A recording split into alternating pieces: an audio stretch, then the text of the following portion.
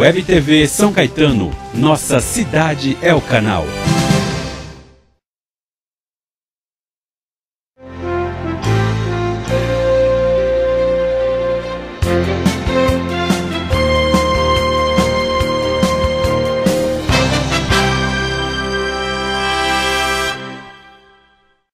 Iniciamos ao vivo mais um programa Dias Melhores. Hoje a gente vai falar um pouquinho sobre impostos, afinal nós somos os maiores pagadores. E para conversar conosco, está aqui no estúdio o chefe da divisão de tributação da Receita Federal, que é o Eduardo Leite. Boa noite, Eduardo, tudo bem? Boa noite, Daniel, tudo bem? Eu queria agradecer o seu convite, é um prazer estar aqui, poder falar com seus telespectadores. O tema eu sei que é bastante interessante, né? Claro. E chama muito a atenção das pessoas. Se eu puder, de alguma maneira, contribuir ou dar alguma resposta, alguma explicação, seria muito prazeroso. Interessante. Eduardo, eu queria saber sua visão sobre a reforma tributária. É muita especulação, até momento político. Muitos candidatos abordam essa questão como plataforma de campanha. O que você acha? O nosso sistema é um sistema adequado? Existe um excesso? Ou a forma de tributação? Não estou falando só a questão do pagamento, mas como se chegar ao pagamento. O que você acha desse sistema como um todo? Bom, falar em reforma tributária talvez um pouco repetitivo, né? O assunto é bem pautado, né? Todo ano, a cada nova eleição, ou a cada novo congresso, digamos, né? O novo corpo aí de legisladores no âmbito federal, você fala assim em reforma tributária. Eu acho que o modelo está um pouco pesado, né? Realmente eu vejo uma certa necessidade de se discutir algumas coisas a respeito da reforma tributária. Porém, tem uma questão que é muito própria do Brasil. O Brasil é um dos poucos países que, no corpo da Constituição, estabeleceu uma série de artigos, né? Diremos a partir do 145 à frente, onde houve uma minúcia muito grande, né, a respeito da definição das competências tributárias, né, dos tributos em si, das contribuições. Então, qualquer reforma tributária, por esta característica da nossa Constituição, exige uma reforma constitucional. Então, e é algo bem complexo. É bem complexo, porque você precisa 2/3 das câmaras, né, das casas, você precisa de duas discussões, e você precisa agregar todo esse conjunto, né, 2/3 deputados e senadores, para apoiar uma reforma tributária, não é simples. Não. Por isso que a cada vez que se fala do assunto, cria-se comissões, nós já temos aí várias comissões, atualmente tem outra comissão especial cuidando, né, da reforma, alguns candidatos até à eleição dizem que será a primeira medida, que é uma medida que tem que ser tomada logo no início de qualquer gestão, porque você ainda tem um apoio, né, não só nas casas, mas também até da própria população, que facilitaria a negociação. Passado um tempo, isso se torna muito difícil. Então você vai mexer com os impostos estaduais, Sim. os impostos municipais, isso está tudo no corpo da Constituição. Então seria não temerário? É simples. Logo na sequência de uma eleição, seria temerário, até por questão econômica. Será que isso causaria um impacto econômico? Porque você falar em reforma tributária, você atinge muitas empresas. O impacto econômico disso pode ser muito grande. O que você vê? Não, eu acho que o problema do impacto nas empresas, digamos aí nos agentes econômicos, ele pode ser grande, mas eu acho que a maior dificuldade hoje não diz respeito aos agentes econômicos que estão ansiosíssimos por uma reforma tributária. O problema é a divisão do bolo, né, da arrecadação Sim. com os vários entes, né, os municípios, os estados e a União. Então, qualquer reforma tributária pressupõe-se a rediscussão dessas competências e da distribuição do bolo. Quem tem obrigações, né, com a saúde, com a educação, com a segurança, quem tem obrigações, digamos, com o aspecto mais nacional, das Forças Armadas e coisas. Então, essa distribuição do bolo é que acaba gerando uma discussão, uma desconfiança muito grande, quem vai ceder, quem não vai ceder. Fala-se muito em um período de transição, Sim. que é para poder acomodar, né, esses ajustes, né, os entes que perderiam de um lado terão uma compensação do outro através de fundo, por exemplo, criação de um fundo, né, para suprir esses momentos.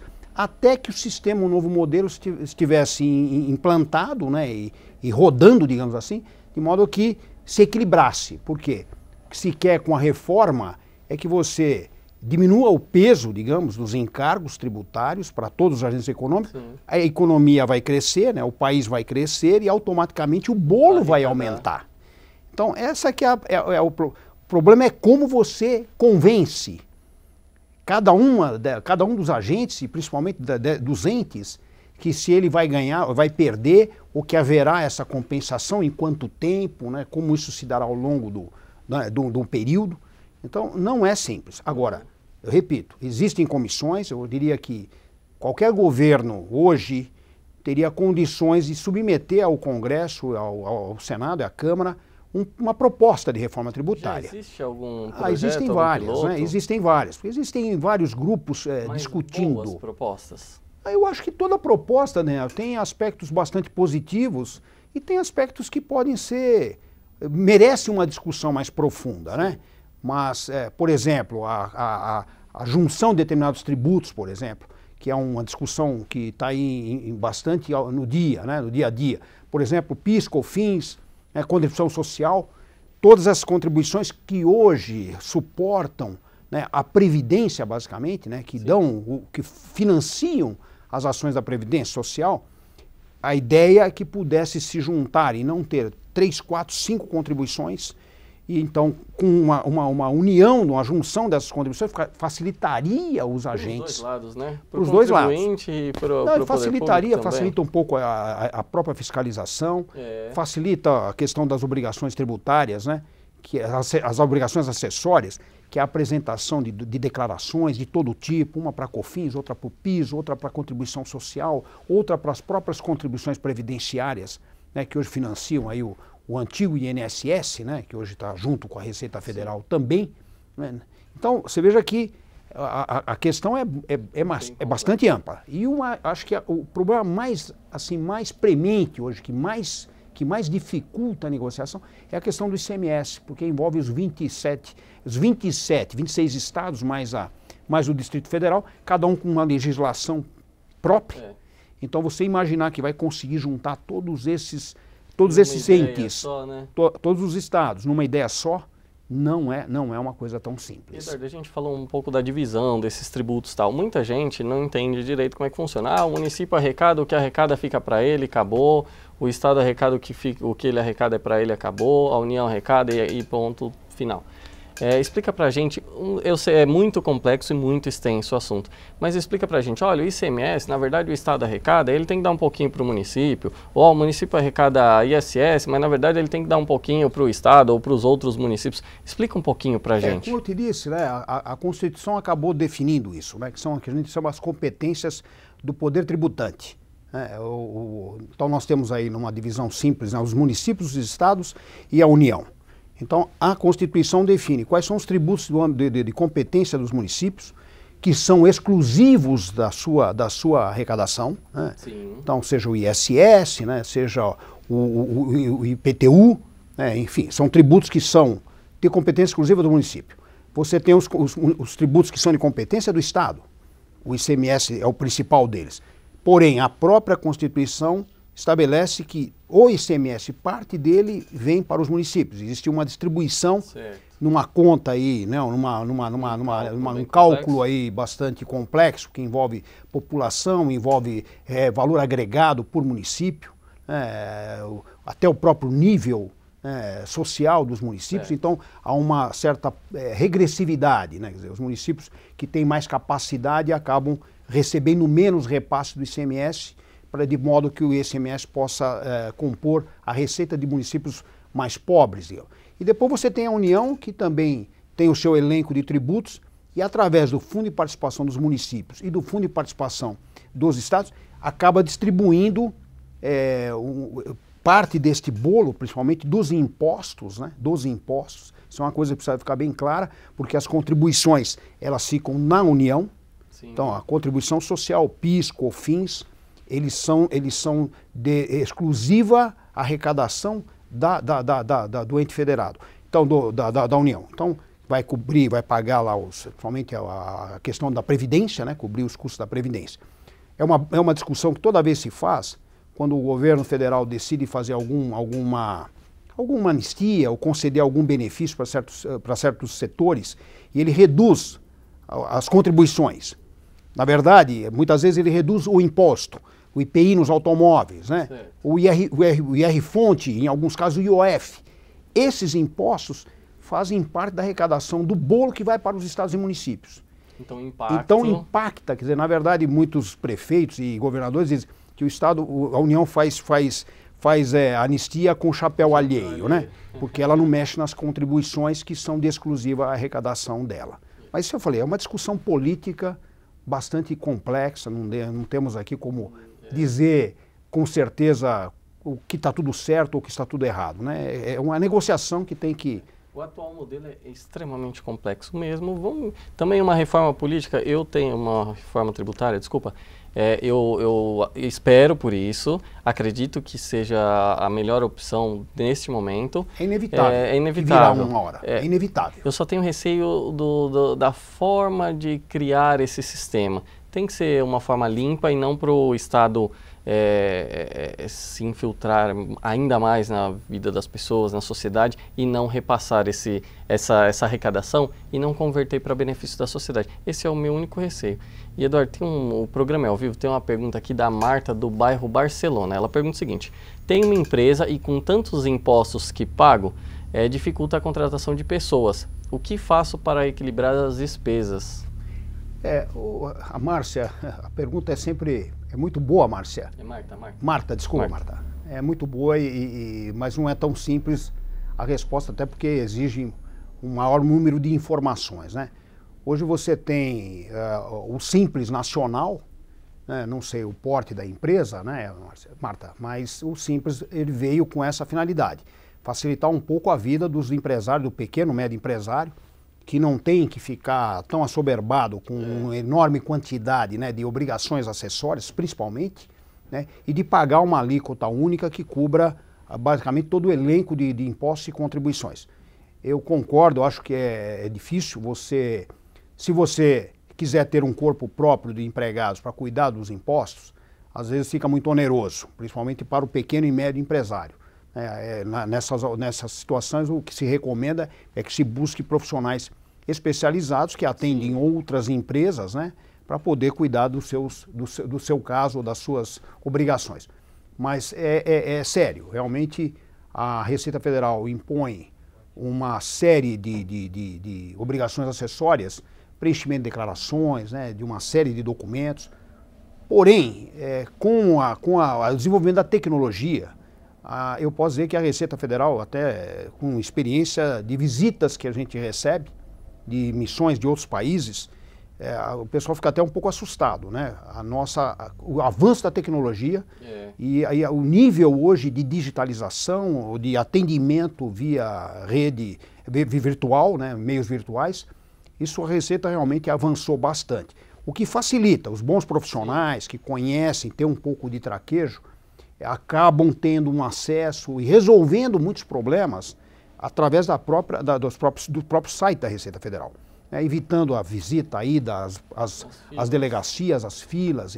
Mas isso nem sempre é possível, né? Lamentavelmente, claro. A gente reconhece, tem muitas vezes, o próprio sistema, às vezes, por erros, acabam levando o contribuinte a uma situação de obrigatoriamente ir à repartição para poder resolver os seus problemas. Não é fácil. A gente lamenta, né? E às vezes eu recebo também contribuintes que reclamam com razão. Nós temos que entender também que o contribuinte muitas das vezes tem razão e o que nos cabe é ajudá-los na medida do possível, orientá-los, né? Então, o caso da Marta é isso que eu poderia dizer. Cuide sempre, né, das obrigações acessórias, porque isso é que muitas vezes acaba levando o contribuinte, digamos lá, uma situação de malha ou de uma situação, né, de um impedimento de obter uma certidão negativa, né, o que precisa para comprar ou ter a sua vida regular. Até, né? As multas também, né, Eduardo? A gente vai a um rápido intervalo, mas a gente também tem que entender que se ocorreu o fato gerador e a pessoa não recolheu, também geram as multas, outras obrigações que aí implicam onerar ainda mais o contribuinte. Sem dúvida. Mas a gente vai a um intervalo e a gente fala sobre esse assunto. Até logo.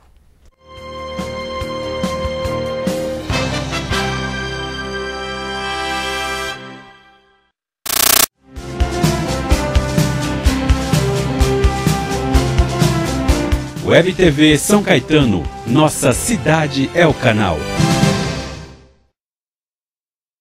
Roubo frango desde criança e nunca saí no destaque. Comecei com coxinha, fui pra empadinha e agora eu já tô no frango assado. O frango tá lá, rodando no espeto. Eu só fico esperando. Pá! Dá o bote. A polícia! Na crocodilagem. Mereço ou mereço destaque? No destaque? Não. O que interessa é destaque. Café San Martín, o lugar ideal para tomar aquele cafezinho e ainda saborear lanches, salgados, doces e bolos deliciosos. São diversos sabores. Destaque também para o almoço, com pratos rápidos e saladas, opções variadas e preço acessível. Ambiente aconchegante e bom atendimento. Café San Martín, sua nova opção em São Caetano. Rua Amazonas 363, Loja 2, Centro.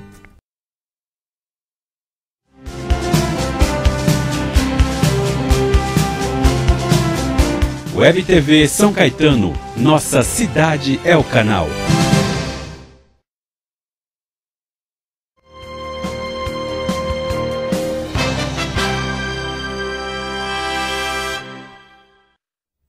Voltamos ao vivo com o programa Dias Melhores. Hoje a gente está falando um pouquinho sobre impostos e o nosso convidado é o Eduardo Leite, que é chefe da divisão da Receita Federal. É isso, Eduardo? Isso. Das instituições financeiras, mais precisamente. Eduardo, a gente estava falando aqui no intervalo, batendo um papo e até analisando a questão do peso, da dificuldade que é na Receita Federal. É tudo muito trabalhoso mesmo. E aí a gente, antes de ir para o intervalo, a gente falou sobre as multas. A pessoa não tem o conhecimento técnico para formalizar direitinho as informações e mandar e recolher o valor, porque ela quer recolher, não é que ela não quer. Sim. É que ela não tem o conhecimento técnico para chegar ao valor, ao montante ou à necessidade de recolher. E aí geram as multas. Explica um pouquinho o que é isso, Eduardo. Isso tem previsão legal, né? Muitas vezes o cidadão, o contribuinte, seja pessoa jurídica, pessoa física, ele acaba fazendo declarações, né? Cumpre suas obrigações acessórias, às vezes de uma forma equivocada, esquece algum detalhe, ou muitas vezes até por outras circunstâncias não consegue honrar os seus tributos no momento devido. E a partir dali incorre em punições, né, em penalidades, né? A maior delas é a aplicação da multa, né? Então a multa é uma imposição legal, né? Não há como o fisco ou o agente fiscal esquecer ou fazer vista grossa em relação a isso. Tanto que você veja, há uma discussão até entre os próprios órgãos aí que medem hoje a carga tributária, né? Seja o IBGE, seja entidades até patronais aí da iniciativa privada, que acompanham o IBPT, por exemplo, que acompanham o nível, diz que é 35%, 36% do PIB a carga tributária. Algumas diferenças entre as medições que os institutos apresentam, essas entidades, é exatamente isso. Algumas incorporam a multa como parte da carga tributária. Outros entendem que não, que a multa, na verdade, é uma punição por não cumprimento, né, da obrigação principal, que é o pagamento do tributo. Então eles acham que isso não pode ser considerado como uma exigência tributária mesmo, né? Então eles excluem, daí cai um pouco a carga tributária, né? Eu acho que isso são meros detalhes. Eu entendo que o que se está pagando, seja a título de multa, juros ou principal, acaba compondo a carga tributária para quem paga, né? Se entra nos cofres públicos, ninguém é assim vai que dizer, você não, encara. mas isso aqui não vai compor estatisticamente, o problema meu estatisticamente do meu bolso saiu, né? Então eu estou pagando, de alguma maneira, aquilo faz parte da minha carga tributária. Agora, uma coisa que os contribuintes têm que ter ciência, hoje já está isso pacificado, é a questão da denúncia espontânea, né? É aquele cidadão ou aquela empresa que não fez a declaração num determinado momento, percebe depois o equívoco e vai fazer a declaração e recolher o tributo, ainda que tardiamente, mas com espontaneidade, ele não precisa pagar a multa. Ele se exonera da multa por conta dessa espontaneidade. Isso é muito sutil nessa questão, mas, como eu disse, quem tem um bom acompanhamento, ou seja, um bom contador, ou na própria estrutura da empresa, tem que estar atento a isso até para não pagar a multa sem necessidade, né? Eu acho que quem errou e tem a condição de corrigir aquele erro, ele merece ter esse benefício e a lei prevê isso. Hoje já está mais do que garantido dos entendimentos da própria Receita Federal, da Procuradoria-Geral da Fazenda Nacional. Então é algo que os contribuintes muitas vezes não conhecem, né, desconhecem, às vezes pagam a multa sem ter a necessidade de ter pago. Tá. Eduardo, tem uma pergunta aqui do Paulo, do bairro Olímpico. Vamos ver se a gente entende aqui. O que fazer quando está sonegando imposto? Quais medidas tomar? Eu acredito que ele tem informação de que alguém esteja sonegando, deve ser algo mais ou menos nesse sentido.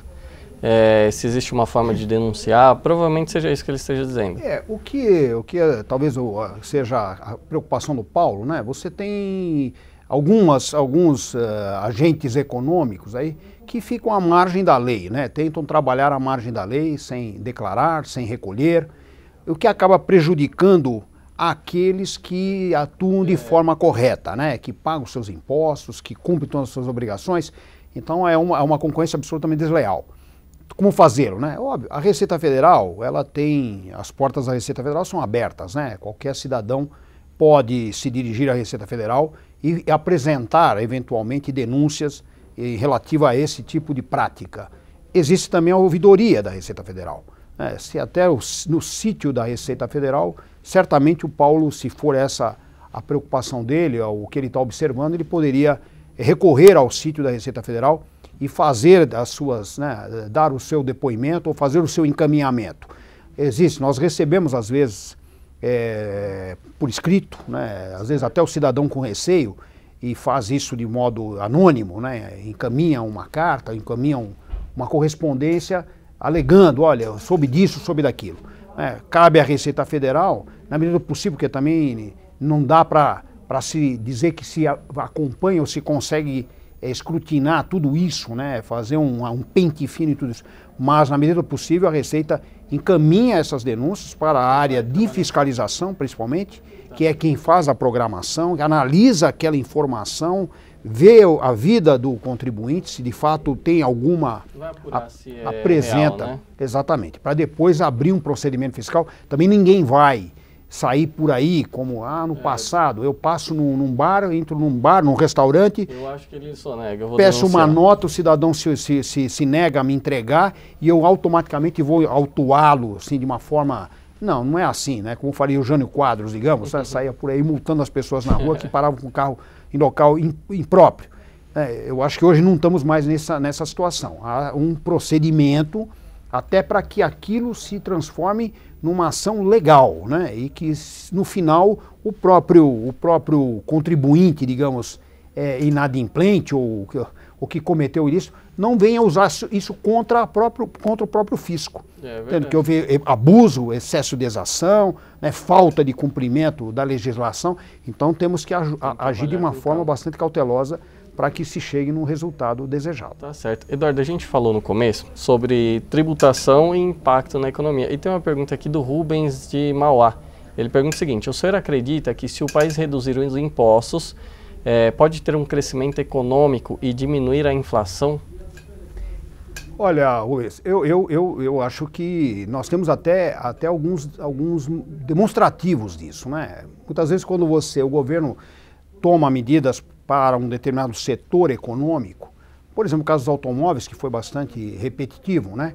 Com redução do IPI, você vê uma reação rápida, né? As pessoas, os consumidores acabam comprando, mas como isso fica na mente, né? Está lá no subconsciente, de que aquilo é uma coisa provisória, né?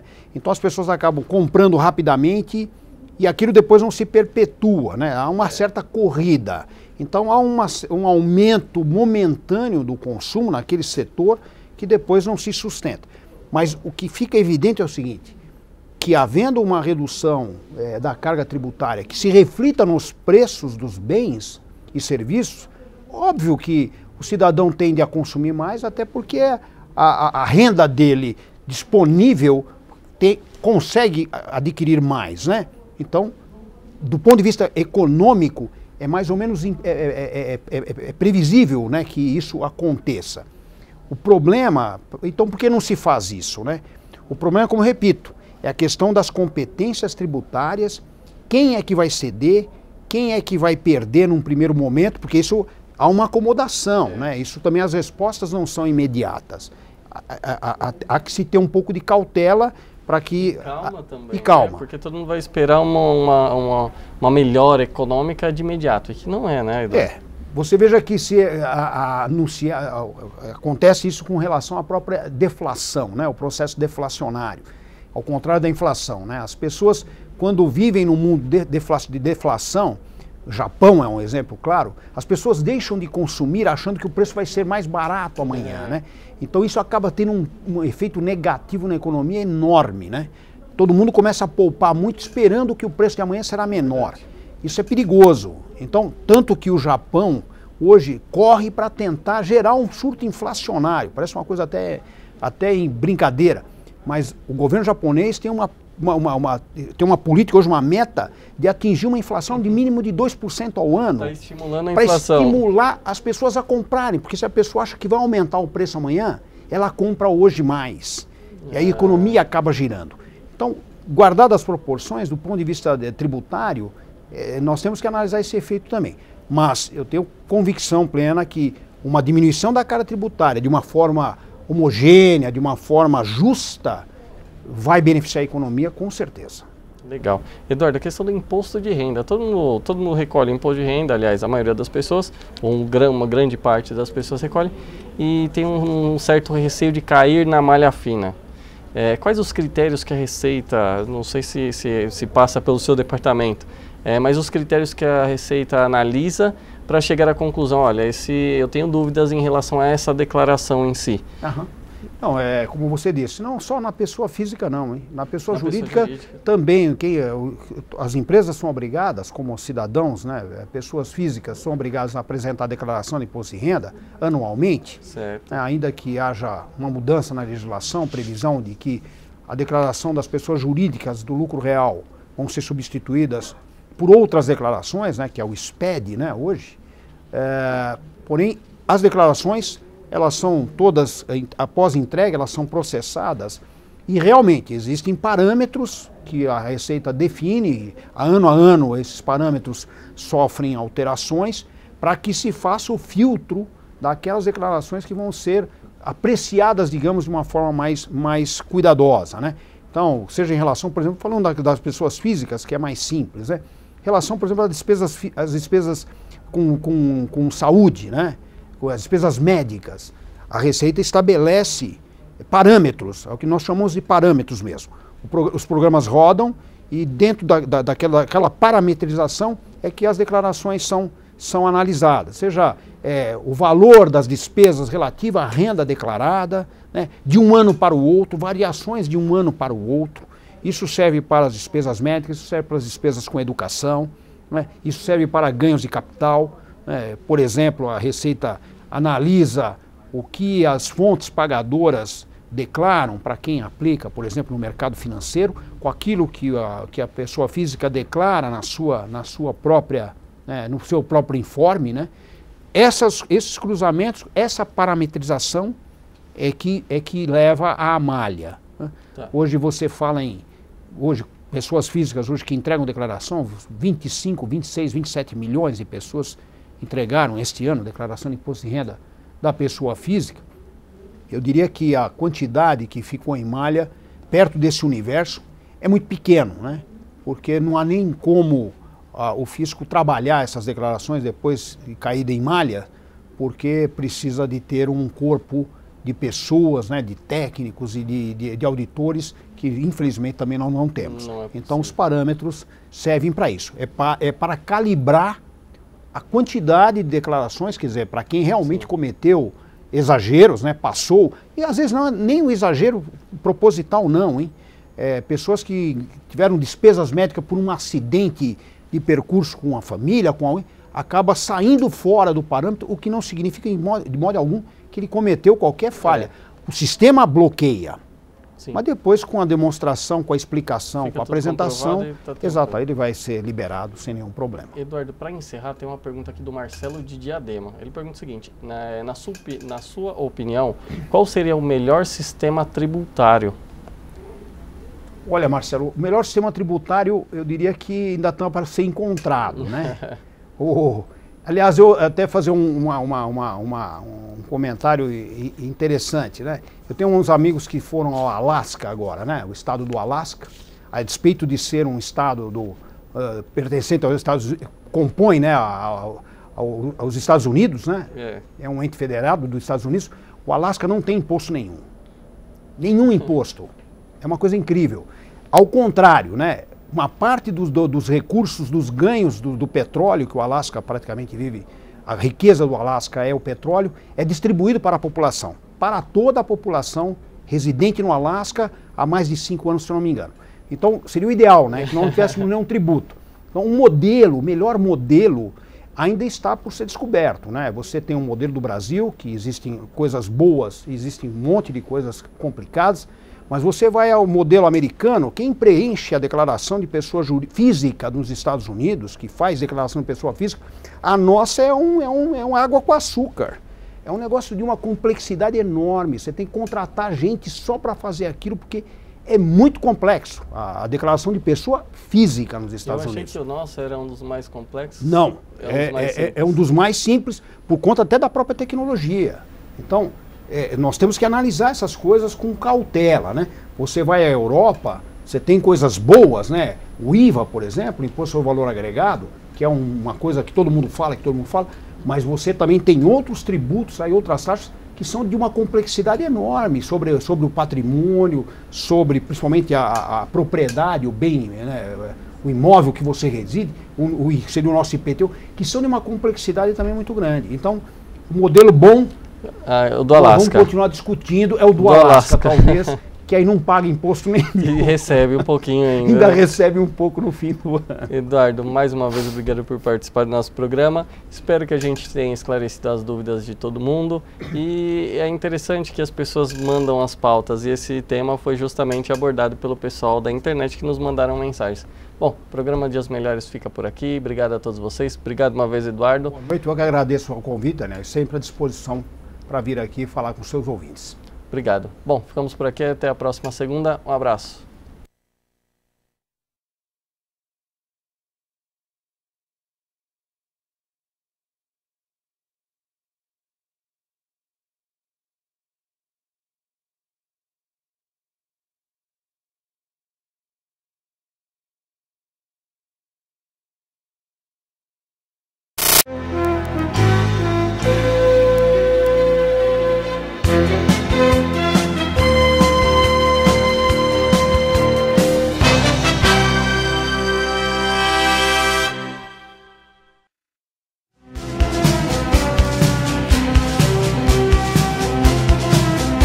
Web TV São Caetano, nossa cidade é o canal.